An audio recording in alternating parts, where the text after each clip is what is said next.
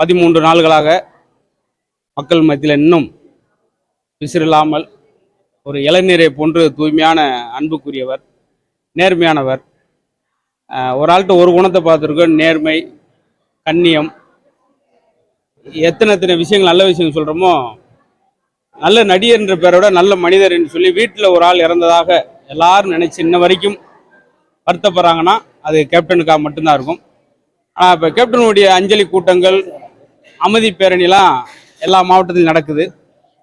ஆனால் மதுரையில் அவர் பிறந்த ஊரில் ஒன்று வேணுமேன்னு சொல்லி நண்பர் விபினும் யோசிச்சப்ப உடனே, ஏன்னா இங்கே பக்கத்தில் தான் அவர் ஊர் வந்து கிராமம் வந்து காங்கேயநத்தத்தில் பக்கத்தில் இருக்க ஊர் தான், திருமூலம் பக்கத்தில். எனக்கும் திருமூலம் தான். அந்த ஒரு ஈர்ப்பில், ஏன்னா இப்போ தருமபுரியில் பார்த்தீங்கன்னா 50 பேர் மொட்டையடிச்சு சிலை திறந்து நிறையா பேர் இது எந்த அளவுக்கு அவங்க வீட்டில் ஒரு ஆளாக நினைக்கிறாங்கன்னா, மாலை போட்டவங்களாம் கூட மாலை கழட்டினாங்க.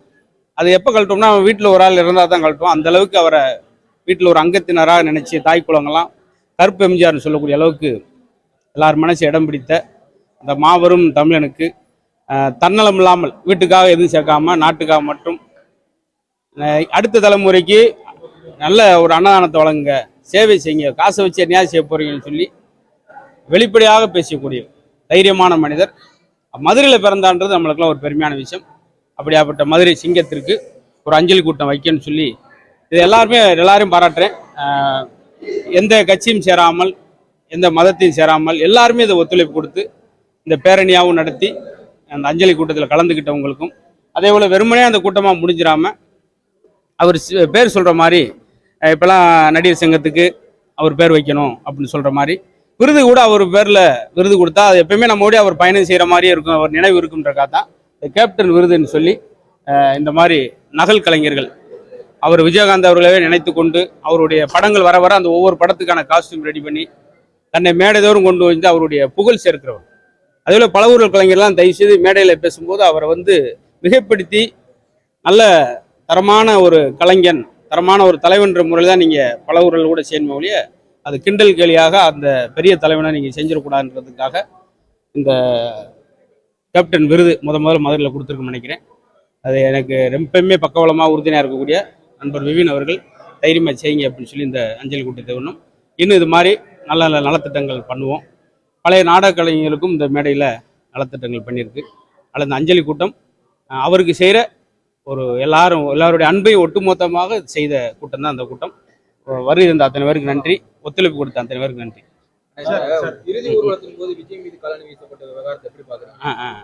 அது எந்த அளவுக்கு நான் அதை எந்த அளவுக்கு நான் அதை பார்க்கல, உண்மை நிலவரம் தெரியல, அது சோடிச்சதா என்னன்னு தெரியல.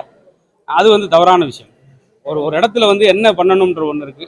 இறங்களுக்காக வந்தவர் அவர் 5 செகண்ட் நின்று அவ்வளோ ஃபீல் பண்ணிட்டு போனார். அதெல்லாம் மிகப்பெரிய தவறு, அந்த இடத்துல செய்யக்கூடாது சார். இப்போ வந்து தமிழக அரசு பல்வேறு திட்டங்கள்ல வந்துட்டு தலைவர்கள் பேரை வச்சுக்கிட்டே இருக்காங்க.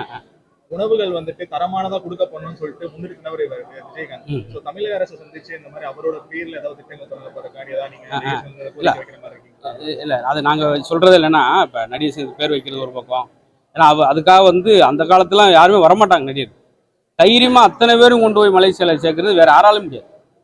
அந்த அளவுக்கு ஒரு தைரியமானவர். அதனால அங்கே வைக்கிறது சரி. எங்க அவர் பேர் வச்சாலுமே அது தகுந்ததா இருக்கும், யாரும் எதிர்ப்பு தெரிவிக்க மாட்டாங்க. சில தலைவருக்கு வச்சா அது என்ன அப்படின்னு சொல்லி இன்னொரு கட்சிக்காரங்க சொல்றதெல்லாம் இருக்கும். கேப்டன் அவரை பொறுத்த மட்டும் இப்போ இருக்கிற நிலவரப்படி எல்லாருமே ஏற்றுக்கிட்டனால யாருமே அவர் எந்த பேரும் எந்த நிர்வாகத்துக்குமோ ஒரு விருதுக்கு அவர் பேர் வச்சா அது கண்டிப்பாக யாரும் தடுக்க மாட்டாங்க. நடிகர் சங்க கடனை வந்து மீட்டவர் திரு விஜயகாந்த். ஆனா அவர் மறைவுக்கு முன்னாடி விஷால் அவர்கள் வந்து நடிகர் சங்க கட்டடத்துக்கு வந்து கலைஞருடைய பேர் வைக்கணும், ஒவ்வொரு ஸ்டாலின் அவருடைய பேர் வைக்கணும்ன்ற மாதிரியான விஷயங்கள் பேசினாரு. ஆனா இப்போ வந்து அவருடைய பேர் வைக்க வேண்டிய அப்படின்ற மாதிரி கோரிக்கை வச்சுக்காரு. மாற்றி மாற்றி வச்சு இல்லை, அதுக்கு முன்னாடி நிறைய ஜாம்பவான்லாம் இருந்திருக்காங்க, வந்து தலைவர்லேருந்து நிறைய பேர் இருந்திருக்காங்க. ஆனால் இவர் வந்த பின்னாடி தான் அந்த பொறுப்பு எடுத்தார். அது பெரிய ஆளுமை. யாருமே இன்னைக்கு 10 நாள் ஷூட்டிங் போகிறோம் அப்படின்னு தான் பார்ப்பாங்க வழியே.